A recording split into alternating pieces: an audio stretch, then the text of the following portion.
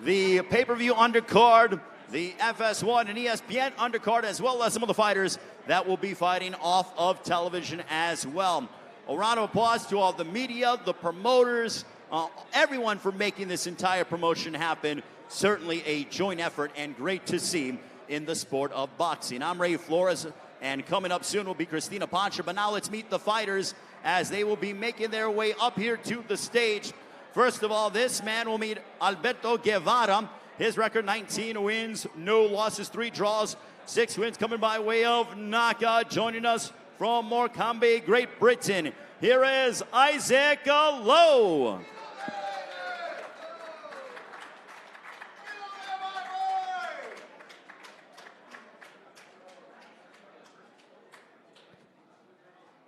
And this young man, 17 years of age, he is still in high school. He needed to get his teacher's permission to be able to be here during fight week. He has homework to do after he trains. He is certainly very popular in his home city of Roseland, New Jersey. He's undefeated, also works under the guidance of his father, who is a longtime boxing promoter. Ladies and gentlemen, introducing the undefeated Vito Melnicki Jr. This man will go head-to-head against Matt Conway, an 8-round lightweight matchup. Certainly very popular in Stockton, California. He is just 19 years of age, and his star only continues to get bigger. His record, 15 wins, no losses, 6 wins coming by way of knockout. Here is Gabriel Flores Jr. This matchup features 2 unbeaten lightweights that will collide inside the ring on Saturday night. His record, 10 wins, no losses, 9 of those coming by way of a knockout. Fighting out right here in Las Vegas. He will go head-to-head against Artur Amitovs on a Saturday afternoon. Ladies and gentlemen, introducing Rolando "Rolly" Romero.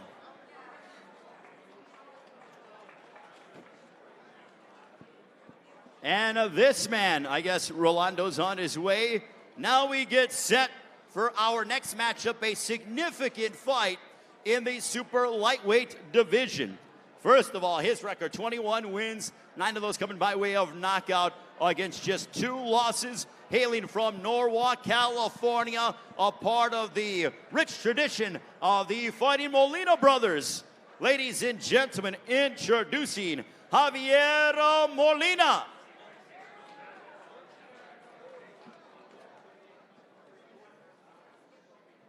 And this man, his record, 21 wins, 18 of those coming by way of knockout against 2 defeats. Fighting out of Albany, New York, here is the former world title challenger, Amir Imam.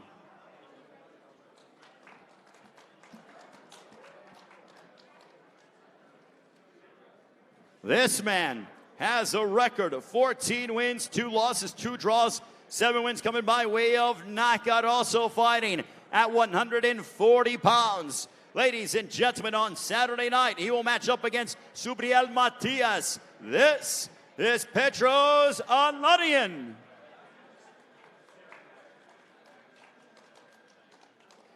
His opponent on Saturday, just 27 years of age. He is a knockout sensation, 15 wins. All of those coming inside the distance. Joining us from Puerto Rico, ladies and gentlemen, damas y caballeros, presentando Subriel Matias. And now we get to the pay-per-view portion. This will open up the pay-per-view live, 9 o'clock Eastern, 6 Pacific time here at the MGM Grand Garden Arena. He's undefeated, 6 wins, no losses, 4 wins coming by way of knockout. He is the WBC Australian champion. Ladies and gentlemen, please welcome from the land down under, Sydney, Australia, here is Daniel Lewis. And when I say that Daniel Lewis has a tall task, I mean that literally. and figuratively. Why, you may ask? Because his adversary, Sebastian Fundora, stands 6 feet 7 inches tall, and yet he makes the weight of 154 pounds. He's undefeated, 13 wins, no losses, 9 of those coming by way of knockout, just 1 draw. Here is the towering inferno, Sebastian Fundora. And now, ladies and gentlemen, we have a matchup for the WBO Super Bantamweight Championship of the world. As we bring up to the stage a man who possesses a record 19 wins, 16 of those coming by way of knockout against 2 losses from the Philippines. He has won 17 straight bouts to get to this level. He looks to take home championship gold to the Philippines. Ladies and gentlemen, please welcome Gio Santissima. And we will await his opponent in a few moments. Emmanuel Navarrete will be, or he is here, Emmanuel Navarrete, as we bring up the champion. 30 wins, 26 of those coming by way of knockout against 1 defeat, making the 5th defense of his WBO Super Bantamweight Championship of the world. Please welcome the always entertaining and exciting Emmanuel Navarrete.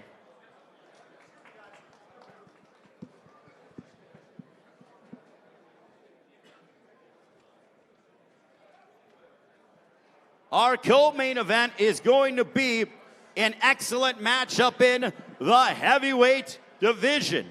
As we bring up to the stage his record, 20 wins, 3 losses, 1 draw, including 13 wins coming by way of knockout. He played under Pete Carroll at USC. He was a Trojan, also served in our United States Armed Forces as a part of the Navy. He comes to us and represents Vallejo, California. Ladies and gentlemen, introducing El Gallo Negro, Gerald Washington. And his opponent, who comes into Saturday night with the record 27 wins, 24 of those coming by way of knockout against 2 losses and 1 bout even. He is the former IBF heavyweight champion of the world. Ladies and gentlemen, representing Carson, California, here is Prince Charles Martin. And now I will turn it over to my esteemed colleague from Top Rank Incorporated. Here is Christina Poncher, ladies and gentlemen. Christina, it's all yours. Thank you so much. What's up, ladies? Hello, everyone. How we doing? Everybody's got a mic. I have the smallest chair, and I'm next to the 2 biggest guys on the stage here, so bear with me. We're going to get started kind of in the order that our fights are going to go. A couple questions for each guy, and then are we going to open it up for the media for questions or off the stage individually? All right, we'll see if you guys have any questions for them up here. If not, most of them will be available for one-on-ones after. So let's start with the man all the way down to my left, Isaac Lowe. Isaac, how you doing? Yeah, good. Feeling good. I'm really excited for Saturday night now, seeing all the media here today, realizing how big of a show it is, and I can't wait to kick some butt. I know it's kind of hard to hear you. We have some radio stations going live here in the back, but if everybody that's here in the front could just kind of keep the talk down to a minimum. Thank you so much. Isaac, you're no stranger to this big stage, obviously being a stablemate of Tyson Fury, fighting again on a card, but this seems a little bit bigger, doesn't it, than any card you fought on before?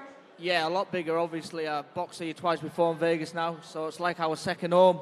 But this one is a little bit more to it. There's a bit more attention to it, and I really can't wait. We've had a good camp, both for us, to be fair. We've trained very hard, and this is the stage for me to show I belong at world level, do you know what I mean? I'm going to go in there on Saturday night, I'm going to destroy my opponent, and then I'm moving on for the big boys.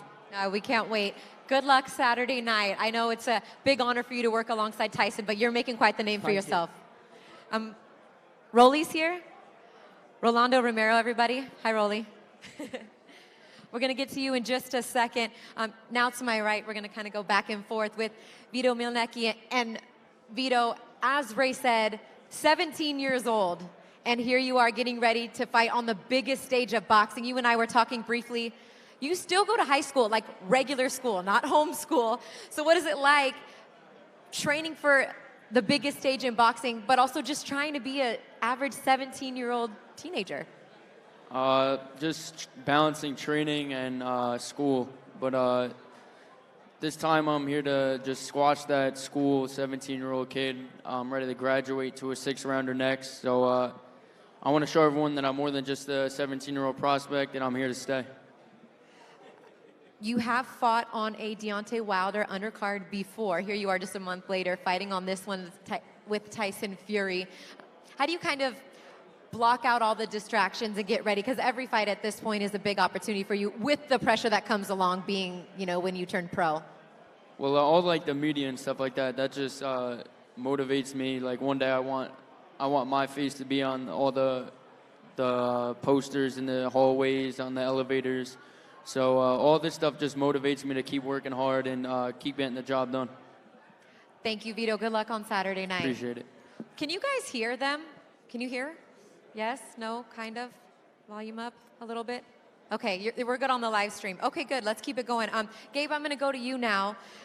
We've done this a ton of times, and it seems like every time there's a big show, I look down the stage, and you're sitting up here at 15-0 with 6 knockouts. You're wearing the purple and gold.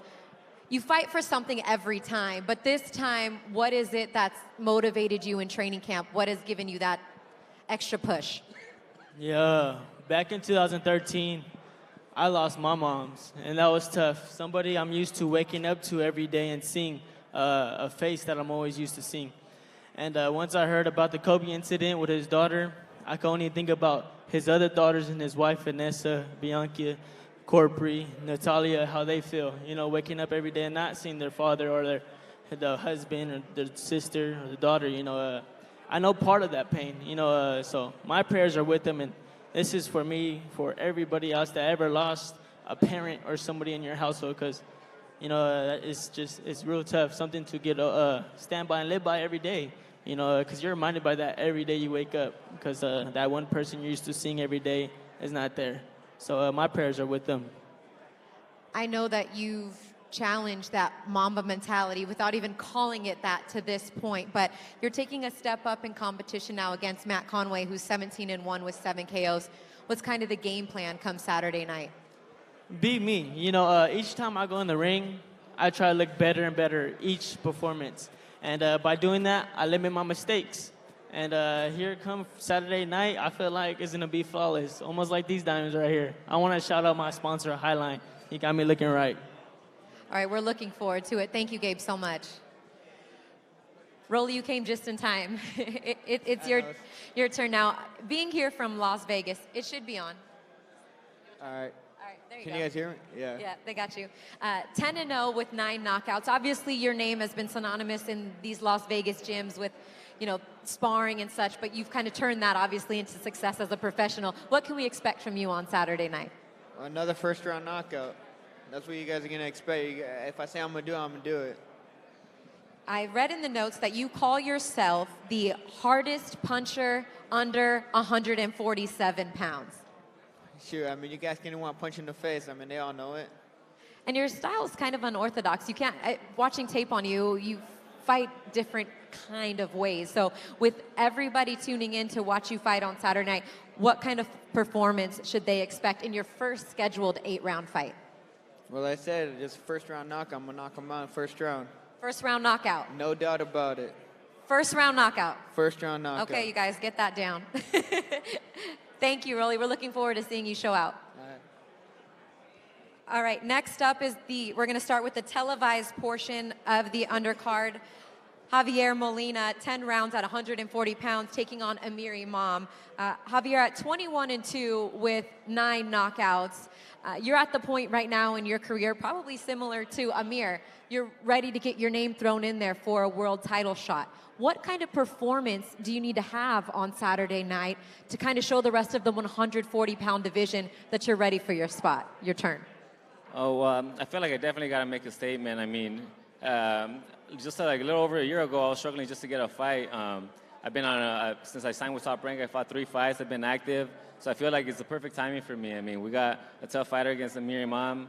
I'm not looking past him. I know a win over him will get me that much closer to a world title. So, I mean, we're prepared and we're ready for whatever he brings to the table come Saturday.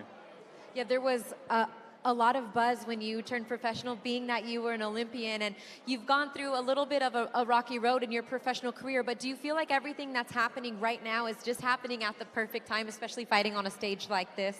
Yeah, honestly, yeah. I mean, I always knew I'd be in this position. Obviously, I didn't think it was going to take this long, but, I mean, we're here now. We're here to take full advantage of this opportunity. We're going to have a lot of eyes on us. It's going to be both on Fox Sports 1 and ESPN, so I mean, in an event like this, I mean, we're more than prepared to put on a show and make a statement. It's going to be a little bit of a California versus New York, a little West Coast, East Coast battle too. So, you know, we're always looking forward to it. Thank you so much, Javier. Thank you. And to your opponent now, Imam, same record, 21-2, but you have the advantage in KOs, twice as many, 18 knockouts. To your credit, Amir. You've obviously had a shot, those that follow boxing, at a world title at 140 pounds. Some ups and downs since then, but you seem to be on the right track with Javier Centeno and the rest of the team. What's it going to take on Saturday night to get a win and get you back to where you want to be, and that's a title shot at 140? It's going to take me just being me, man, and having fun doing what I'm doing, letting everything flow. Training camp was good. You know, strength and conditioning was good, so I just got to believe in myself and put on a show this Saturday. Things in your last couple fights just seem to be clicking. Your punches seem to be becoming very fluid. You're a technical fighter, but yet you have that power. What is it that's working so well for you right now? Oh, man, just my environment. That's what truly is really working for me right now. My environment, my manager, Peter Khan, my coach, Javier, and perfect the athletes with Paulina and them, and Denise. So that's just what's really working for me. My environment is positive. Everything is positive. Coming from where I just came from, you would know. It makes a difference, right? Those people you surround yourself with. And you're getting an opportunity to fight on, as you said, Fox Sports 1 and ESPN. Millions of people watching. What can they expect from Amir Imam? Expect for an explosive show, man. I'm coming to put the pressure on, man. I'm coming to do what I got to do to get the win, man. Decision or knockout. It's coming. All right, that's a fight that is a 50-50 fight. You guys are going to want to tune in and make sure you check out Javier Molina, Amir Imam. And we're going to move up the card now. Petros Ananyan, how are you, Petros? Hello, everyone. Are we going to have somebody that can translate for us? Thank you so much. Daniel, do you want to give him your microphone? Yes. You're coming off a loss in your last fight, but it was a very close decision. What needs to be done on Saturday night against a tough puncher in Subriel Matias to get the win?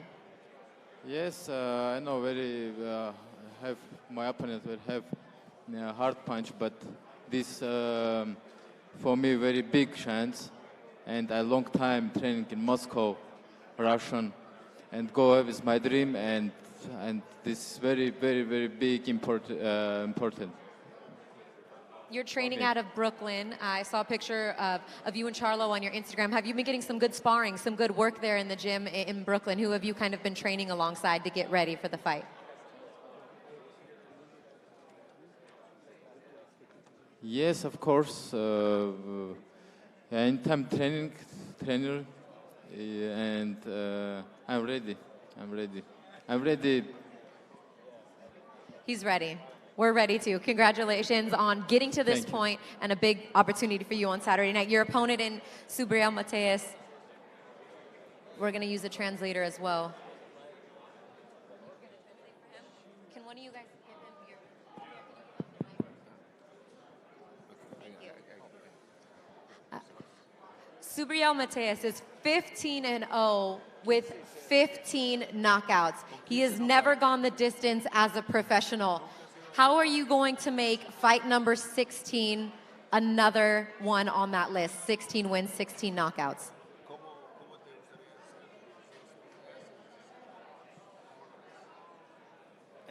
Primero que nada, quiero agradecer a Dios por la oportunidad. First than anything, I want to thank God for this opportunity. And then quiero agradecer a cada uno de mi equipo, desde mi preparador físico hasta mi promotor Juan Iván Orengo. And then I want to thank everyone on my team from all my preparation and my camp. ¿Qué les puedo decir? Realmente gracias a la cadena PBC por darme esta gran oportunidad. I'm very thankful to PBC for giving me this opportunity. Les prometo que no se van a arrepentir. I promise you that you will not repent. This is going to be a fight. Y a mi oponente, gracias por la oportunidad y que tenga presente que yo estoy dispuesto a morir en un ring con tal de lograr mi sueño. And to my opponent, thank you for the opportunity, and I'm here to realize my dream. All right. I couldn't get most of that, but I would imagine, I know that this is a big opportunity for you, and you're here on the biggest stage of your career. With everything you've gone through in the last couple of months, how close do you feel like you are to getting to a world title shot in 2020? I know that's the dream, that's the goal of yours. Pues mira, creo que mi promotor Juan Iván Orengo se va a encargar de eso. Mi trabajo es entrenar y obviamente obtener la victoria, que hasta el momento lo hemos logrado. I'm not going to worry about what's coming up in store for 2020. All I'm going to worry is about training to fight, and I'm going to let that decide to my promoters. All right. You always put on a show. We're looking forward to another one Saturday night. Thank you. Muchas gracias. Y a cada uno de los 140 que estén aquí tanto presente como a nivel mundial, que recuerden que sobre el Matias existe y les voy a recordar mi nombre dentro de un ring. And I just want to remind everyone of the 140, I'm coming for you guys. So get ready. He said everybody on 140 is on notice, basically, right? All right, you guys hear that up here? We got a couple 140-pounders up here. So let's move on to the 154-pounders and the pay-per-view portion of our undercard on Saturday night. We're going to start with the man from Down Under, Daniel Lewis. Good to see you again. At 6-0 with 4 knockouts, you're getting an opportunity once again to fight here for the second time in the United States, but never on a stage as big as this. The opportunity for you must mean a lot. Yeah, we're just very grateful for such a big opportunity. Like you said, we fought in LA last year and got the victory there, and we're just coming here again to, take another big fight, and we're going to do our best to put on a good show. How would you sum up what the last 11 months have been like for you to get to this point? It's been pretty full on the last 11 months for me, turning professional and having my six fights, and now going to my 7th now, and going into training camps with good world-class opponents and that. So, and being on such a big stage so early on my career, I feel this is where I belong, and I'm happy to be here. Happy to be in such a big fight. I respect the fact that you didn't want to name drop, but he has spent some time in camp with Danny Jacobs and Terrence Crawford. So that's some good work to get you ready for the next step in your career. Yeah, I was in a training camp with Terrence Crawford. He's really good, hard to hit, some of the hardest sparring I've ever had. It was a very good experience. So we're well prepared for this fight, and we're just happy to be here, and such a amazing atmosphere. Everyone here is just buzzing. Everyone's happy to be here, and everyone's ready to fight. So we're looking forward to Saturday night. Yeah, I'm sure everybody will be watching. You have a huge opportunity in front of you, so good luck Saturday night. Thanks, Thank Daniel. you. Thank you. All right. Over to your opponent now, in Sebastian. You have the advantage when it comes to experience, twice as many fights as Daniel, height and reach, which you go into every fight with that advantage, standing a whopping 6'7" at 154 pounds. I'm just going to ask you straight out, because everybody else wants to know, how the heck do you make 154 pounds at that height? Well, first off, I want to thank my promoter, Samson, and the PBC team for having me on a card like this. Thank you, guys. I walk at this weight. I came to Las Vegas. I was walking at 157 already, so I don't know how I make it, but I make it. That's crazy. And look, you're a southpaw too, but you're the type of fighter that doesn't necessarily fight like a 6'7" fighter. You like to bend at the knees and get in there and bang it out, which makes your fights entertaining. Is that what we should expect against another fighter that comes forward and likes to bang it out in Daniel Lewis? Well, we have different strategies for the fight, so whatever the fight presents, we'll bring out. But I can tell you this, that the fight's definitely going to be entertainment. It's going to be entertaining. Yeah. Does that mean you're going for the KO? Yes. Straight out. Straight up. You have grown quite the fan base. Anything you'd like to say to those watching on our live stream, what they can expect from you on the pay-per-view, opening up the show Saturday night? Well, expect a great fight. Expect an exciting fight. We won't disappoint. Thank you so much, Sebastian. Appreciate you. All right, getting over to the next contest. Gio, how you doing today, Gio? Hello. I'll keep it short for you because my Tagalog is about as good as your English. So what does it mean for you to be fighting on this big stage and getting a shot at a world title in your first fight in the United States? So very excited. And great experience to fight this world title and first debut in US. Okay, I lied. His English is better than my Tagalog. You're fighting Emmanuel Navarrete. Have you been able to draw any inspiration from maybe fights of Manny Pacquiao's against Juan Manuel Marquez, or when Pacquiao fought Ledwaba on this same stage to perhaps cause a huge upset in boxing? Yeah, I'm motivated like Manny Pacquiao. Then first and fight in your US like Ledwaba. It's a good motivation for me. That's my big opportunity. Great fight. A huge opportunity. We had a chance to see him doing some mitt work at the undercard workouts yesterday. You really do a great job sitting down on your punches, and you throw that right hand with a lot of power. So I'm looking forward to seeing you in the ring on Saturday night. Thank you so much. Thank you so much. Thank you. Your opponent now, the champ. Where's your, oh, you got your belt. There we go. Gardy, you translate for us. Emmanuel, you probably are the most active world champion in boxing right now, having now your 5th title defense in just a little over 12 months. Why say yes to every single time you get the opportunity, knowing what could be at stake?